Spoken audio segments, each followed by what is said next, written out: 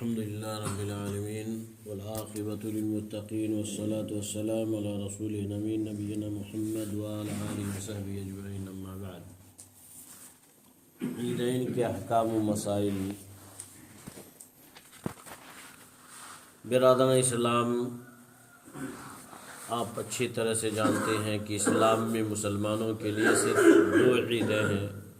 ایک عید الفطر جو رمضان کے روزوں کی تکمیل کی خوشی میں یکم شوال کو منائی جاتی ہے، اور دوسری عید الاضحیٰ جو سنت ابراہیمی کی یادگار کے طور پر قربانی کے دن 10 ذی الحجہ کو منائی جاتی ہے. ان دونوں کے علاوہ کسی اور دن کو بطور عید منانا یا عید کہنا شرعاً جائز اور درست نہیں ہے. آج کے اس درس میں عیدین کے کچھ احکام و آداب احادیث و اشعار کی روشنی میں بیان ہوں گے جن کا لحاظ ہر مسلمان کو کرنا چاہیے. عید کے دن غسل کرنا، خوشبو استعمال کرنا اور اچھے کپڑے پہننا مستحب ہے. چنانچہ حضرت نافع رحمہ اللہ سے مروی ہے کہ حضرت عبداللہ بن عمر رضی اللہ عنہما عید الفطر کے دن عیدگاہ جانے سے پہلے غسل کرتے تھے.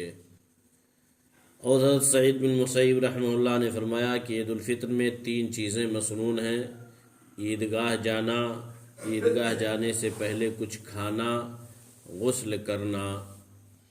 عید الفطر کے دن عیدگاہ جانے سے پہلے طاق کھجوریں کھانا مسنون ہے، جیسا کہ بخاری کی روایت میں ہے کہ نبی کریم صلی اللہ علیہ وسلم عید الفطر کے دن چند طاق کھجوریں کھا کر عیدگاہ تشریف لے جاتے تھے. البتہ عید الاضحیٰ کے دن بغیر کچھ کھائے عیدگاہ جانا اور واپسی کے بعد سب سے پہلے قربانی کا گوشت کھانا مسنون ہے.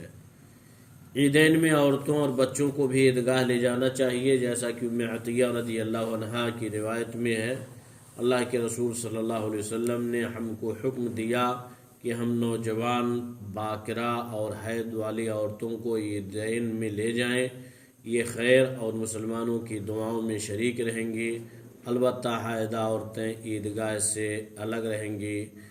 عیدین کی نماز آبادی سے باہر عیدگاہ میں پڑھنی مسنون ہے، تاہم بارش یا کسی اور شرعی عذر کی بنا پر مسجد میں عیدین کی نماز پڑھی جا سکتی ہے. عیدگاہ پیدل جانا چاہیے، اور سنت یہ ہے کہ آنے جانے میں راستہ بدل دیا جائے، یعنی ایک راستہ سے عیدگاہ جائے اور دوسرے راستہ سے واپس آئے. صحیح قول کے مطابق عیدین کی نماز سنت مؤکدہ ہے، لیکن ویسے بعض لوگوں نے اسے فرض بھی قرار دیا ہے. سورج نکلنے کے بعد جب ایک نیزہ بلند ہو جائے تو عیدین کی نماز کا وقت شروع ہو جاتا ہے، جو زوال تک باقی رہتا ہے. عید الفطر کی نماز میں کچھ تاخیر اور عید الاضحیٰ کی نماز میں جلدی کرنا مسنون و افضل ہے. عیدین کی نماز کے لیے اذان و اقامت مشروع نہیں ہے، جیسا کہ حضرت جابر بن سمرہ رضی اللہ عنہ کی روایت میں ہے کہ میں نے رسول اللہ صلی اللہ علیہ وسلم کے ساتھ عیدین کی نماز کئی بار بغیر اذان و اقامت کے پڑھی ہے. عیدین کی نماز سے پہلے عیدگاہ میں کسی اور نماز پڑھنے کا ثبوت نہیں ملتا.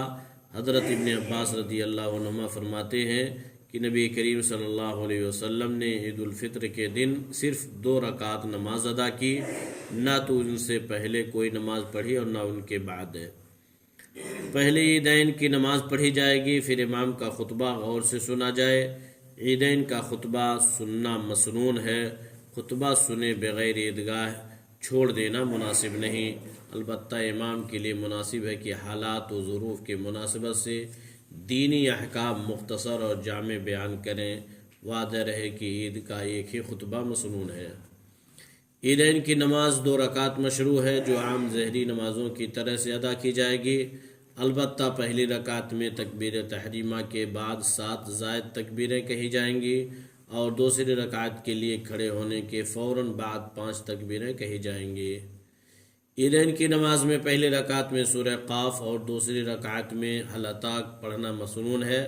تکبیر کہنے کے ساتھ دونوں ہاتھوں کا اٹھانا نبی کریم صلی اللہ علیہ وسلم سے ثابت نہیں ہے، مگر حضرت ابن عمر رضی اللہ عنہما جیسے متبع سنت صحابی رسول سے یہ ثابت ہے کہ وہ تکبیرات زوائد کے ساتھ رفع الیدین کرتے تھے.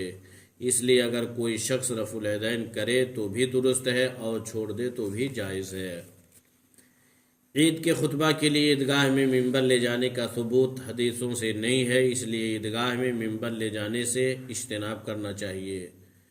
اگر کچھ لوگوں کی نماز عید فوت ہو جائے، چھوٹ جائے، تو یہ لوگ باجماعت 2 رکعت ادا کر لے، اور اگر تنہا کسی ایک شخص کی نماز عید چھوٹی ہے تو تنہا 2 رکعت پڑھ لے۔ رؤیت ہلال کی معتبر خبر اگر زوال سے پہلے مل جائے تو فوراً روزہ توڑ کر عید کی نماز پڑھنی چاہیے، اور اگر زوال کے بعد خبر ملے تو روزہ توڑ دینا چاہیے اور عید کی نماز اگلے دن پڑھنی چاہیے۔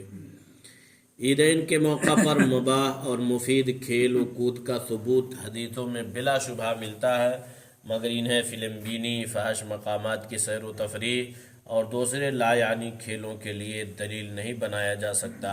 شرعی حدود میں رہ کر مسلمانوں کو اپنی مسرت و خوشی کا اظہار کرنا چاہیے۔ عیدگاہ آتے جاتے اور عیدگاہ میں رہنے کے وقت کثرت سے تکبیر پڑھنا چاہیے۔ تکبیر کے یہ کلمات حدیثوں سے ثابت ہیں: اللہ اکبر، لا الہ الا اللہ، واللہ اکبر وللہ الحمد، اللہ اکبر کبیرہ والحمد للہ کثیرہ، سبحان اللہ بکرۃ واصیلا۔ اگر عید جمعہ کے دن ہو تو عید کی نماز جمعہ کے لیے بھی کفایت کر جائے گی۔ اگر چاہے تو عید پڑھنے والا جمعہ پڑھے، چاہے تو نہ پڑھے، لیکن جمعہ نہ پڑھنے کی صورت میں جمعہ کے بدلہ ظہر کی نماز پڑھنی پڑے گی۔ عید کی نماز کے بعد معانقہ مصافحہ صحیح حدیث سے ثابت نہیں ہے، اس لیے علماء حدیث اس فعل کو بدعت قرار دیتے ہیں۔ اسی طرح عید کی تہنیت و مبارکباد پیش کرنے کے سلسلہ میں بھی کوئی صریح مرفوع روایت نہیں، تاہم بعض صحابہ کرام رضی اللہ عنہم کے بارے میں وارد ہے کہ حضرات عید کی نماز کے بعد باہم تقبل اللہ منا و منکم جیسے کلمات دعا و تہنیت کا تبادلہ کرتے تھے۔ اسی بنیاد پر بعض علماء نے مبارکباد کی اجازت دی ہے، مگر امام احمد بن حنبل رحمہ اللہ نے فرمایا کہ میں بہرحال مبارکباد دینے میں پہل نہیں کر سکتا۔ ہاں، اگر کسی نے دعا و تہنیت کے کلمات میرے لیے کہے تو اس کا جواب دے دوں گا، اس لیے کہ تہنیت کے بارے میں حدیث میں کوئی حکم وارد نہیں ہے اور نہ اس کی ممانعت آئی ہے، اس لیے اگر کوئی کرتا ہے تو کوئی مذائقہ نہیں۔ اللہ تعالی ہم سب کو سنت کے مطابق عید کی خوشیاں منانے کی توفیق بخشے اور ہم تمام لوگوں کے گناہوں کو معاف فرمائے۔ آمین۔ وصلی اللہ علی نبینا محمد وعلی آلہ وصحبہ اجمعین۔